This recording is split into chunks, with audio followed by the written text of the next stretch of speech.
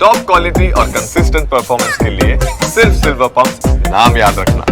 પોરબંદરના લોકમેળામાં રાઇડ સંચાલકોની ઉઘાડી લૂંટ હજુએ યથાવત રહી છે, જ્યાં તંત્રની કાર્યવાહી બાદ પણ ટિકિટના ડબલ ભાવ લેવાતા હોવાની ફરિયાદો ઉઠી છે। બાળકો અને મોટા લોકોની ટિકિટના ભાવ નિશ્ચિત કર્યા છતાં સંચાલકો મનમાની કરી રહ્યા છે। રાઇડ્સની ટિકિટો પણ વર્ષ 2024ની અપાતી હોવાની લોકોની ફરિયાદ છે। અધિકારી કામમાં વ્યસ્ત હોવાનું બહાનું આપી ફરિયાદ ન સાંભળતા હોવાનો દાવો કરાયો। બાળકો માટે રાઇડ્સના 30 ને બદલે 50 રૂપિયા લેવાઈ રહ્યા છે। મોટા લોકો માટે રાઇડ્સના 50 ને બદલે 80 રૂપિયા વસૂલાઈ રહ્યા છે। ગઈકાલે તંત્રએ માત્ર એક રાઇડ બંધ કરીને સંતોષ માની લીધો।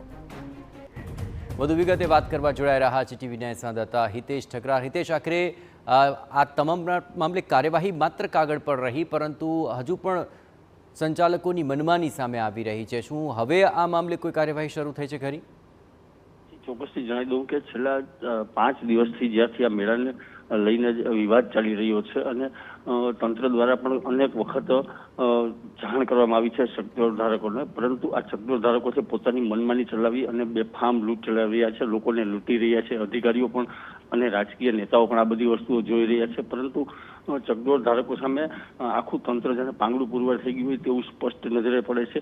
વર્ષ 2024ની ટિકિટો આપી અને 2025ના વર્ષમાં બેફામ કમાણી કરી રહ્યા છે। ગઈકાલે એકમાત્ર રેસ બંધ કરાવીને સંતોષ માની લીધો હતો અને જ્યાં સુધી ટિકિટના ભાવ ફિક્સ ન થાય ત્યાં સુધી ચકડોળ નહીં ચાલવા દેવાની વાત કરી હતી, પરંતુ આ બધું જ કાગળ ઉપર રહી ગયું છે ને હજુ પણ કોઈ કાર્યવાહી શરૂ થઈ નથી। હજુ આજે 3જો દિવસ છે મેળાનો, હજુ જો આવું નવું 2 દિવસ ચાલશે તો પોરબંદરની જનતા આમ જ લૂંટાઈ જશે અને લોકો હેરાન પરેશાન થઈ જશે। બિલકુલ હિતેશ, તમામ ગતિવિધિઓ પર આપ નજર રાખતા રહેજો। તો આ ઉઘાડી લૂંટ આખરે ક્યારે અટકશે તે સવાલ ઉઠી રહ્યો છે। શું સંચાલકો કોઈ ઠોસ કાર્યવાહી કરશે કે કેમ તે જોવું રહ્યું।